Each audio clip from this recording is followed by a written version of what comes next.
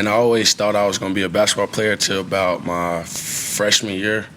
And then one day Sweeney came up to me and was like, "You're not going to be no basketball player." And eventually I realized how hard it was.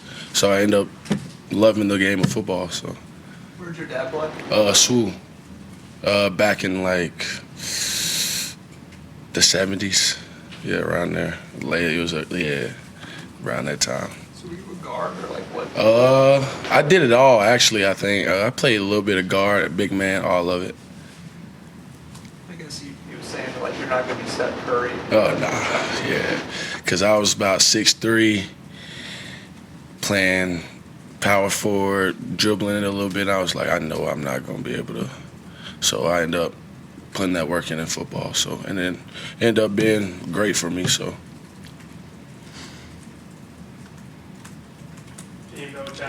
Columbia. Do you think you guys, your defense has played its best game yet with so many lopsided games, and you guys have put your best performance out there on the field?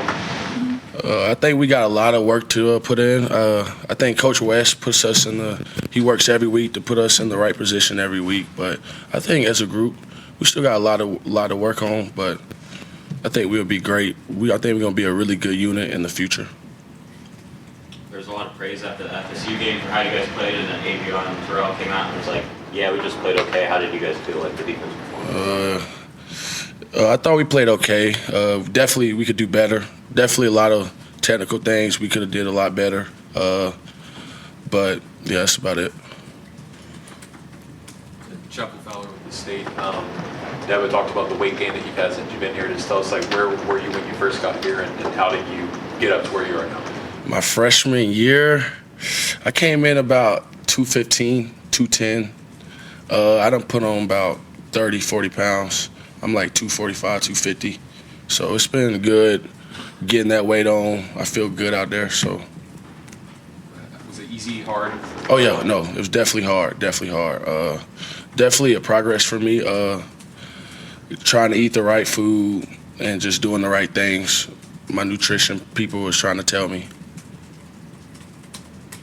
Is it eating double of things, or like how are you actually able to do it? Just doing what Megan told me to do and just eating extra, just protein every day, every 2 hours, stuff like that.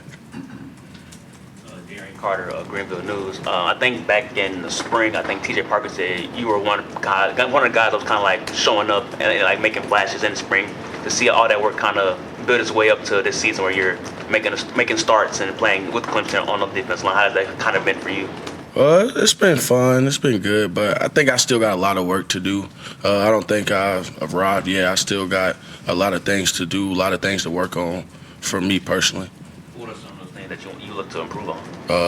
Even just get more bigger, just stuff like that. Is there an ideal, weight goal that you're eyeing? Probably like 260.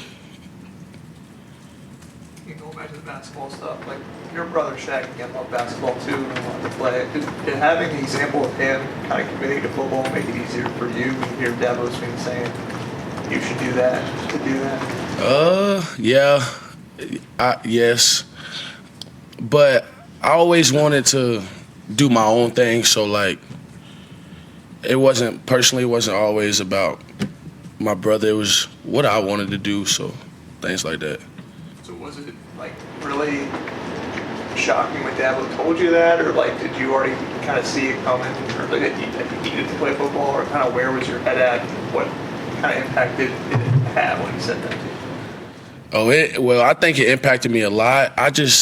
My freshman year after playing basketball, I was just like, because I wasn't about to play football my freshman year, and then like Sweeney had talked to me and through my friends and had talked to me talking about playing football, and I ended up joining the team and like I knew after my freshman year like I could be special at football, so I just continued to just grind as football, and like I knew basketball wasn't gonna be it for me, so.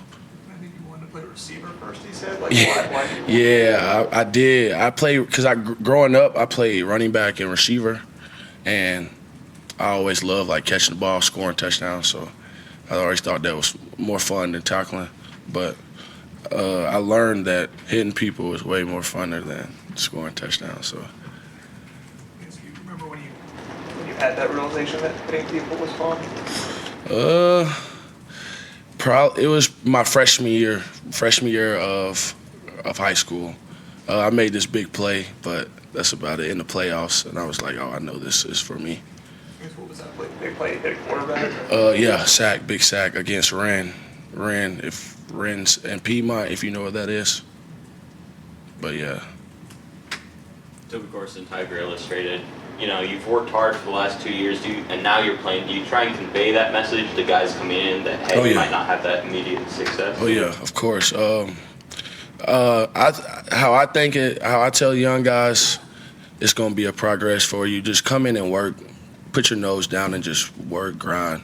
That's what I tell them, and that's how I thought about it when I came in. So. Did it kind of make it more fulfilling, having that time waiting your turn, making your first career start this past Saturday? Was it kind of like that? Was it a fulfilling for you when you finally did make your start after waiting all that time? Yes, it was fun. Yeah, yes, it was fun. I was extremely blessed. Extremely blessed for that. Yeah. Do you have a favorite play from the Florida State game? I remember one where the offensive lineman was kind of off balance. Oh yeah, if I had to pick, that was probably my favorite play. But yeah, that's probably. Do you surprise yourself when you're able to kind of put a guy on the ground like that? Nah, it's just it's what my coaches taught me. I just learned from. I love Coach Rump. He taught me a lot this spring. Coming in the season, he taught me just how to be a better player and just stuff like that. That's where I got all my intangibles and all that stuff from. So. You could have played at a lot of places. What made you want to come here and kind of stick it out, and how rewarding is it to be in the spot you're in now after, like you said, like where you came in freshman and all that stuff? Just growing up here, seeing it all, seeing the environment, seeing the people around this place. Everybody great, family. So that's why, for real. How often would you have been around the program when your brother was here? I wouldn't say I was necessarily in here. I was always around the building because we tailgate every game. But it was extremely fun watching him play. But yeah. Evan was saying he had players coming up to him in the locker room telling him about the Alabama game and other upsets going on. Were you aware after the game of all these other upsets across the league, and what did that make you think of? I saw it, but I saw it. Yeah. How much does that reiterate for you guys that anybody can beat you any day, the whole windshield mentality thing? But we just gotta come to work. Don't think lower opponent. Just gotta come in and play how you gonna play every game. You gotta just set the tone, set the standard. Don't play down to an opponent. Dabo talks a lot about Clemson being a developmental program. How do you feel like the coaches here help develop you to where? Oh yeah, amazing. They developed me. I think they developed me well, great. All the players, not even just me. We just got a lot of people in different positions just here to help, and I think that's really good for us. And it puts more like more people here to help, and I think that's good for us and the players, and like Paul Journey. I think that's really good that we have and stuff like that. Yeah. I think that helps lower the transfer rate. Yeah. There's guys leaving here, a lot of guys stick around. Yeah. Mm-hmm. Any questions for Jahiem virtually? Anybody else in the room? I guess what specifically do you feel like Coach Rump has brought to your game or has taught you? More swagger, I think, personally. He's a high, tense person. Like, he gonna get on you if he needs to get on you, but loving coach, and that's what I think our group needs. And yeah, I think that's what we need as a group. And a coach that's always on you, that's how you know he cares for you. So that's good. I love him, man. He a good dude. How does he instill that swagger? I guess what does he tell you that puts that? Just the way he comes to work every day.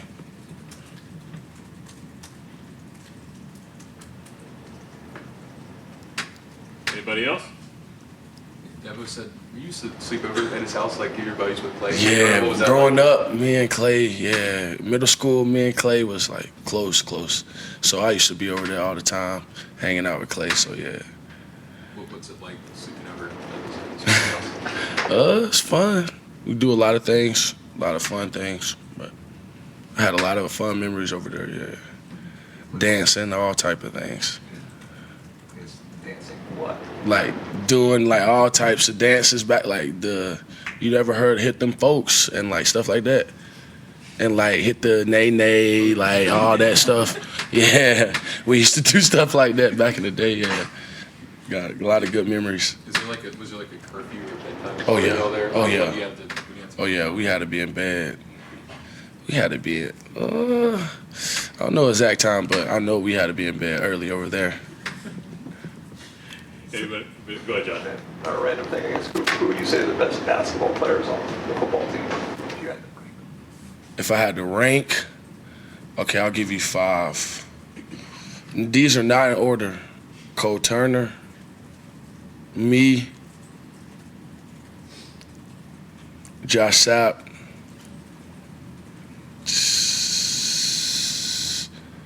Zaire Patterson. Who else? I don't know.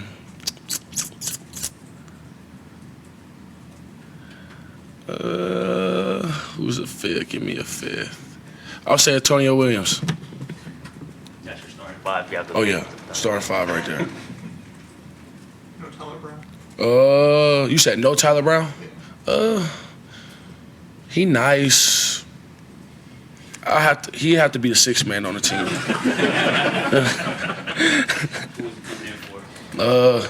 He'll sub out probably Sapp.